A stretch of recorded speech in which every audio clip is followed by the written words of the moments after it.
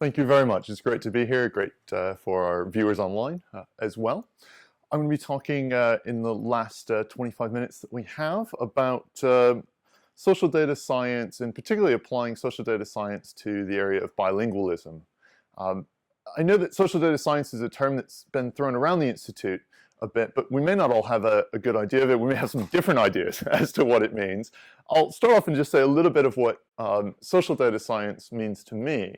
And that is that there's a tremendous opportunity combining the social and computational sciences together to use new forms of data, often transactional data in nature, digital trace data, with new methods, machine learning and other techniques that we've already heard of, in order to answer social science questions, in order to understand human behavior.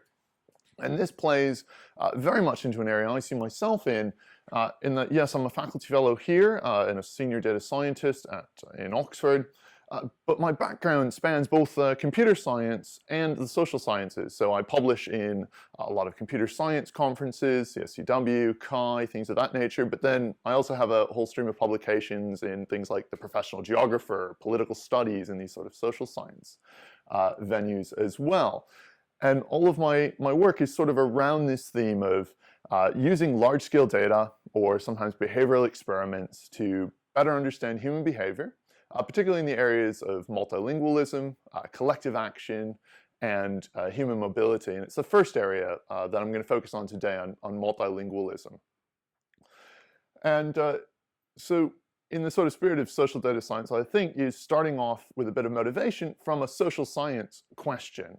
And the question for me in this area was, given the large differences in the information available in different languages online, we might then ask, to what extent bilingual people who are contributing content in more than one language are able to sort of serve as bridges and take novel information, new information from one context and transport that into another context with, so likely taking something that's maybe well known or is emerging in one area amongst speakers of one language, and then transporting that and introducing that idea or that information to a different speakers of a different language.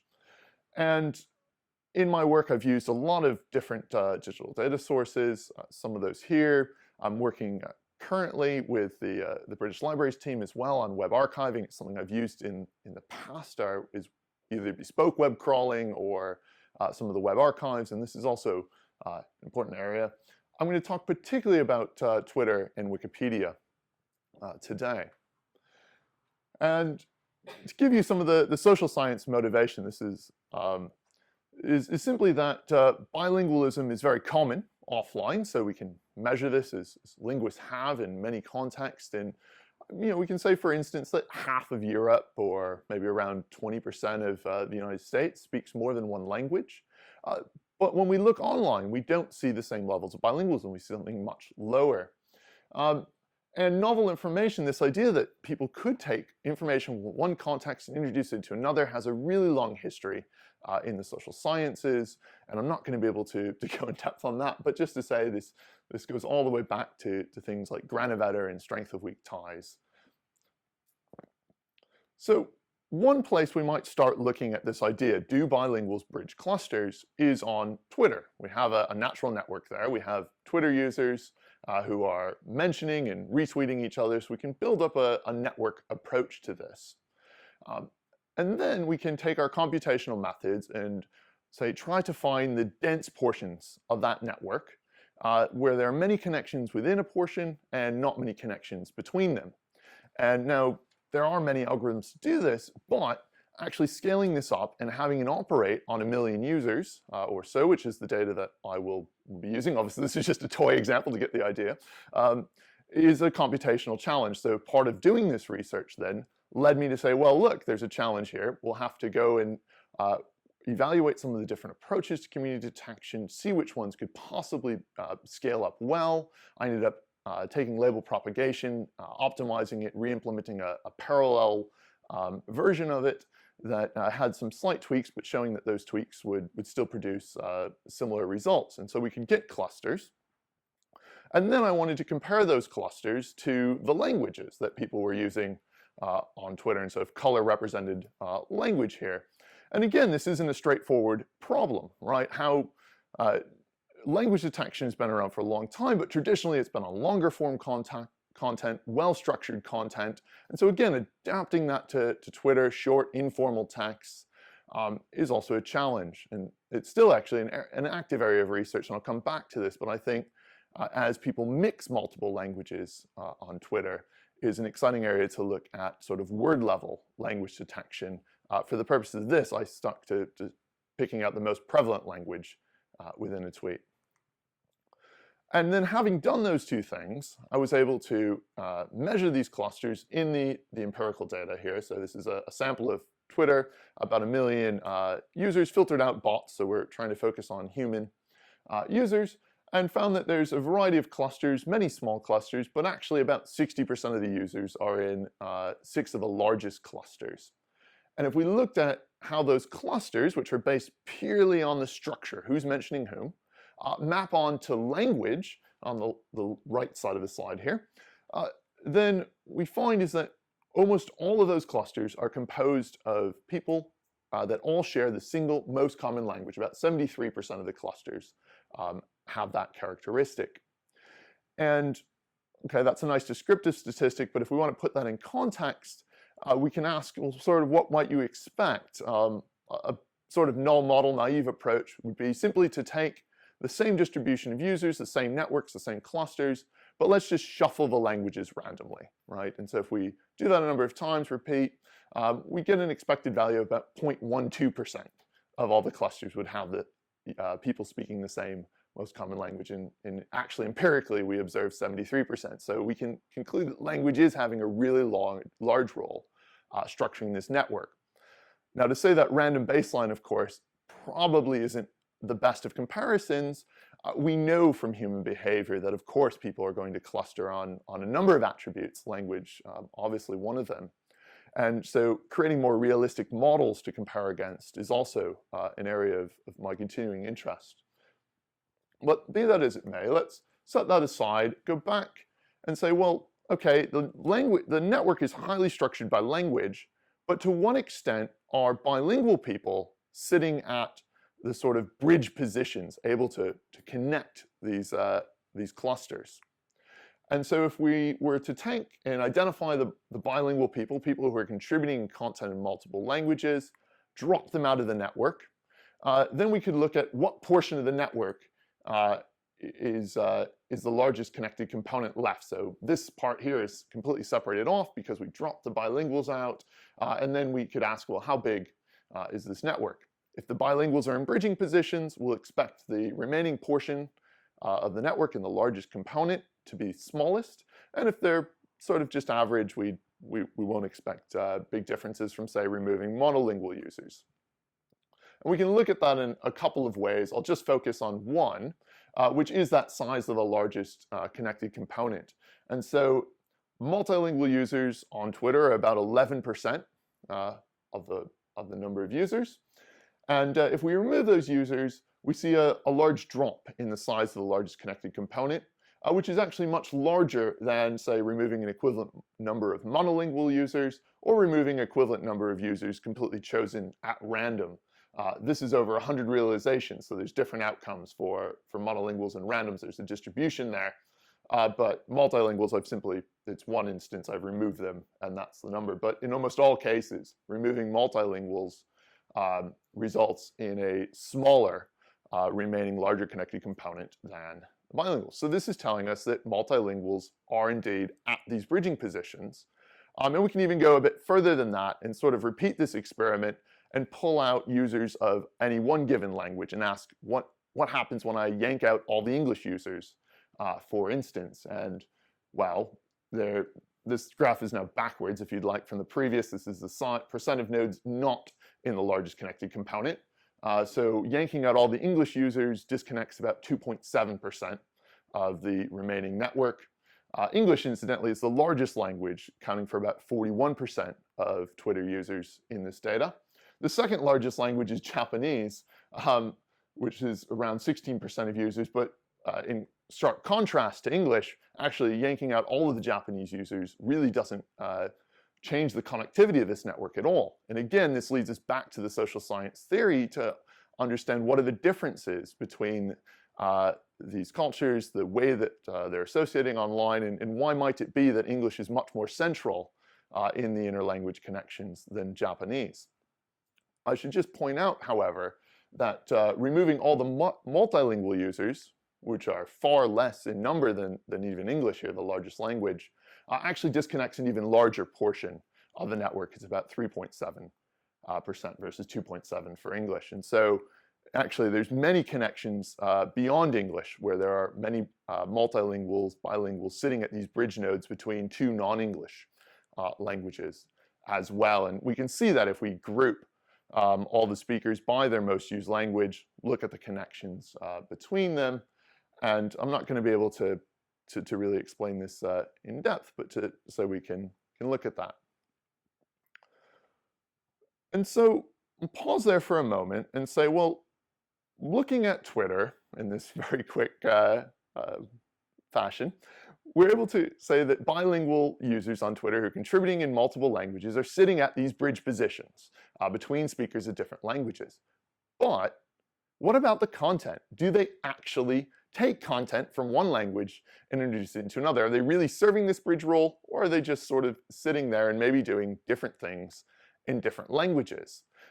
We have reason from the social science theory to suspect this. In fact, the social psychology literature would tell us that it's easier to sort of recall experiences or information in the language they occurred in rather than in a different language. And so if I have all of my schooling in one language, maybe I would just engage with that content and sort of my research in that language, and I won't talk about it at all in my other language, and maybe, you know, vice versa for other topics.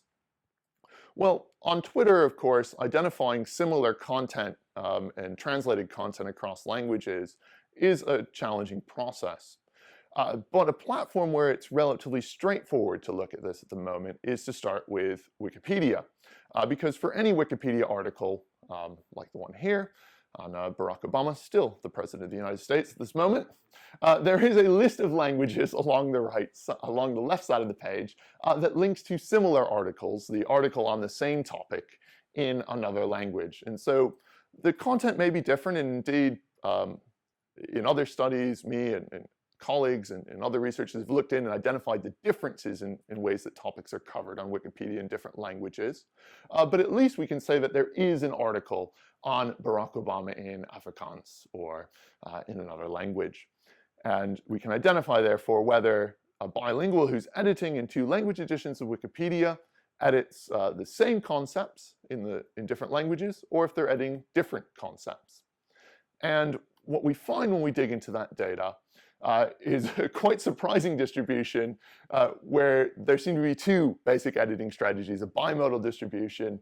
On the one hand, we have a portion of Wikipedia editors who are editing multiple language editions, and they're editing completely overlapping subsets. They edit Barack Obama in English, and then they go and edit Barack Obama in Spanish. On the other hand, we also have another large portion of bilinguals who are editing completely non-overlapping subsets in the different languages. Part of this, of course, is due to the fact that actually the intersection between language editions is rather small. So some of these articles just don't exist in a second language. But even if I subtract out those articles and look at only the ones that exist across multiple languages, we still see a very similar distribution split at these two extremes, either users editing the same articles or editing completely separate sets of articles in different languages. So just to pause then for a moment and say, this has been a task motivated by a social science question to understand what bilinguals are doing online. But in order to answer this question, has required a number of sort of methodological steps. Right then, we're looking at language similarity on Wikipedia, but extending that to other platforms is a challenging task. It's an area that I'm continuing to work on, and excited to be part of the Turing Institute and some of the algorithmic approaches, et cetera, that are happening here to work on. So some of this has been reinforced by some LDA topic modeling on Twitter by colleagues at KAIST in South Korea. But I think, an exciting area of future research is really detecting translated and similar content across multiple languages, looking at multilingual topic modeling and word embeddings across languages as well. So I don't have time to sort of go in depth on this, but I want to just say that in some other areas of this investigation, it's become clear that one real challenge is the awareness and discovery of relevant foreign language content in different languages. Many bilinguals simply may not be aware that there's a relevant article not in one language but is available in another language. And in many instances, I think this goes back to user interface design, and so many of our user interfaces are sort of designed with the idea that one person speaks one language. And again, if we take the linguistics insight, in many instances, that's simply not the case. With that in mind, one area that this research is extended into then is to look at modifications to interface designs. Some of that can be done with the digital trace data that I've been describing, but also experimental approaches are a really exciting area in this. So here's an example of one experiment that I've recently completed. And we had individuals rating bicycle tours in London. And unbeknownst to the individuals, there were 3 different conditions across these tours. They either had 3 English reviews or 6 English reviews. And the social science literature says, well, hey, more reviews, people are more confident in their choice. They'll be more likely to select that tour and think it's a good choice. And then in the middle, we stuck some interesting conditions where we had, say, 3 English and 3 Spanish reviews. We varied that, added translation options so they could click and quickly see an English translation of those Spanish reviews. Or we, in fact, basically showed them the same as 6 English reviews, except we just put a little note and said, oh, this has been translated from Spanish. If you'd like to see the Spanish, you can click there. But otherwise, it's basically 6 English reviews again. And quite surprisingly, even in this case, we got a wide range of reactions. And I'll summarize quickly just to say that there were individuals in our experiment who would react very positively to the foreign language content. They would see this sort of as showing the company or the tour was international and therefore, sort of open and diverse. And they would end up actually rating that tour higher, be more likely to select that tour. Again, without knowing that this was actually the underlying difference that we were looking for. And then we'd also have individuals who would end up penalizing that tour, if you'd like, and they were less likely to select it. They were give it less favorable ratings, even though we actually held everything else consistent, and these reviews were randomly allocated across the different tours. So this brings the idea that interface design is important, but we may have to think about ways to personalize interfaces in this area so that those who would like to see the international content, foreign language content, do so, but those who will not want to see it don't do so. So with the idea of computational social science then, I think there are a couple of ways that this can play out successfully. So on the one hand, I've learned things about bilingualism online in sort of a better understanding of human behavior. So been able to measure the prevalence of individuals contributing content in multiple languages on Twitter, about 11%, Wikipedia, 15%. Found that that's quite a difference from the understandings of how prevalent bilingualism is in everyday general conversations. On the other hand, we're able to find in ways that differing levels of competence in different languages sort of mirrors our expectations. The proportion of bilinguals in say, a language edition of Wikipedia was inversely proportional to the self-focus bias. More bilinguals did result in wider coverage, or at least correlated, I should say, with wider, broader coverage of content in the encyclopedia. But content discovery and interface, content discovery is a real challenge, and I think that links on to interface design. I want to just also say that bilinguals seem to be a really important group to consider in interface design or building algorithms, for instance. They're a small group, at least online, but they're making large-sized contributions in general. They're amongst the most active editors in their primary language often. And when they make edits in their second language, they may be smaller in size, but say in Wikipedia, they're considered equally valuable. They're retained at a similar rate. And they may be doing different types of contributions. And so we have a bit of this mixed evidence. As we showed, they're in bridging positions, say on Twitter, but on Wikipedia, when we dug into the content, there was a group that's contributing across languages in the same articles, but also a group that's sort of doing completely separate things. Beyond the social science sort of understandings, there's also been some methodological challenges along the way, right? And I think this is a great opportunity of taking social science questions that can then lead us to new methodological challenges and ways to innovate, or vice versa. I'm excited to be at the Turing Institute and sort of with spanning these two disciplines, and also being excited to sort of see some of the developments that will come out of here in terms of new algorithms and new approaches, and finding sort of social science applications for those and ways to test them and put them into practice. So some of the areas that I think are exciting and related to this are around sort of word level language detection, so we can detect mixed content and instances of code switching. I've done already a bit of that network community detection at scale, and identifying similar translated content across languages is an area I'm very excited about. These are all somewhat related to what we might say is an emerging area of taking computational linguistics and sociolinguistics and sort of putting them together in a sort of computational sociolinguistics, which is a term that one of our fellows, Dong, has coined in a recent survey article that came out earlier this year. And I'm very much excited for once she arrives at the Institute in a little while.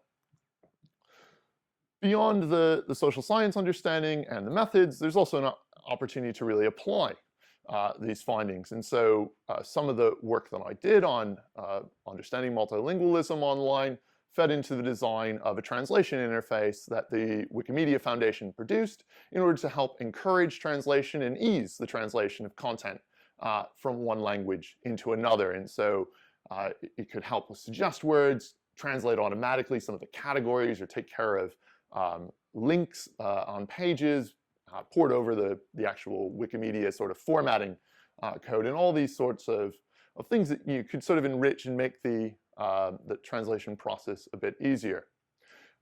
In addition, at the moment, I'm working with Midan, a San Francisco and Cairo-based company that has two major projects. One's called Check, and they're doing news verification. And the second is Bridge, and it's about facilitating translation of social media content.